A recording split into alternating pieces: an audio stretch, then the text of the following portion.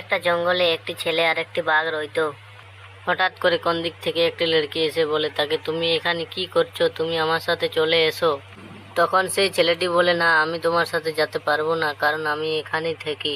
হতাশ হয়ে বলল লড়কিটি, এদের সাথে তুমি থেকো না, এরা তোমাকে মেরে ফেলবে।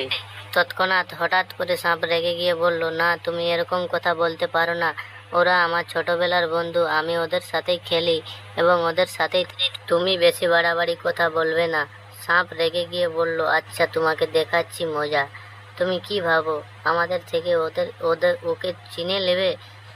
তৎক্ষণাৎ হঠাৎ করে সেই লড়কিটির পিছনে চলে এসে তখন সাপ রেগে গিয়ে বলে, তুমি দেখো আমি এবার কি করতে পারি। হঠাৎ করে সাপ রেগে গিয়ে তার উপরে হামলা করে বসে। তৎক্ষণাৎ লড়কিটি কাঁদে।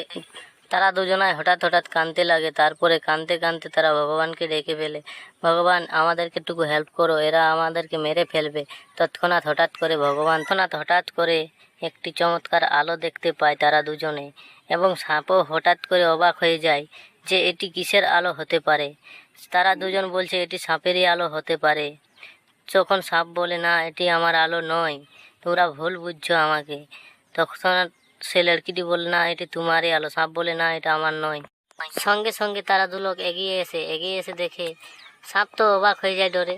তারা দুজন কাঁদতে থাকে, এটা কিসের আলো, আমাদেরকে ক্ষমা করে দাও, আমরা ভুল করেছি।